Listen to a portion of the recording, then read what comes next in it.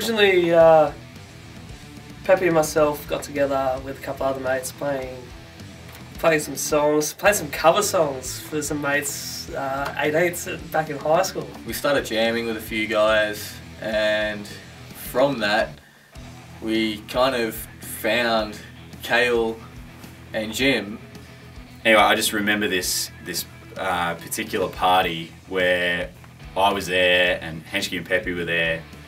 Anyway, we got talking, and after a few beers it was like, you know, we should totally jam. And so I jumped up there on the drums and we played after they had already played their set, and I'm sure it was absolutely terrible, but after that it just sort of went from there, and Jim came in a little bit later on. We all had a good time, and ever since then we've been chugging on.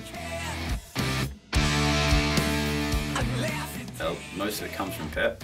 He'll come in with an idea he's been working on, and he allows us each to put our own spin on what we specialise in. So, I mean, Henschke on the guitar, Kale on drums, and me on the bass. We often arrange as a group, so that's really interesting for all of us to sort of add our own little flavours to it. You start playing that first couple of chords, and then things just start happening, and all of a sudden there's a song, and that's where it kind of happens. Yeah, the brand new album was recorded here. This is PR Music Recording Studios, which is in Geelong, and that's run by our very own Peppy Ray. He did an amazing job on the engineering. We'd released 2 EPs prior to this, and that was a great experience.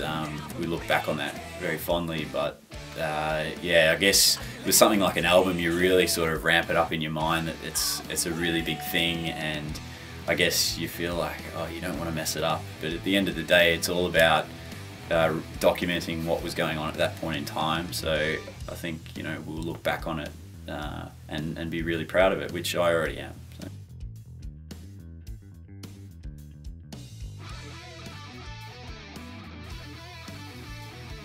Made us a lot wiser as to what we should be looking for when we start off next time. We have recorded a couple of EPs in the past, so we've been in pretty good stead to what to expect. No. Nah, alright. Recording really teaches you to be tight, and you've got to really know your parts and be professional and know when to come in and do what you have to do and get it right every time. We want that to come across in a recording, we want that to come across live, and it's about expressing that, because, you know, music it's emotions in sound. Obviously, good musicianship. Definitely engagement with the audience. I find that if you're playing a gig and just playing your songs and you're not involving anyone, then that's how you're going to sound, just uninvolved with the atmosphere. The more you go crazy, the more people get into it. We have a lot of energy on stage and just generally, and it's great when people are giving it back, because it really means that they're kind of picking up on the energy that we're exuding.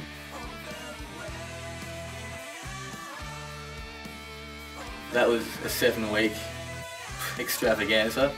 None of us have ever toured anything like that before, so what we've taken out of that is just immense, from how you'd go about booking it, just how you'd go about your day-to-day living, what to expect from gigs, how to prepare yourself personally. You know, a lot of people over there didn't speak our language, but they still enjoy music, and it didn't matter what we were saying on stage or anything like that. They probably didn't understand a word of it, but they really understood the music.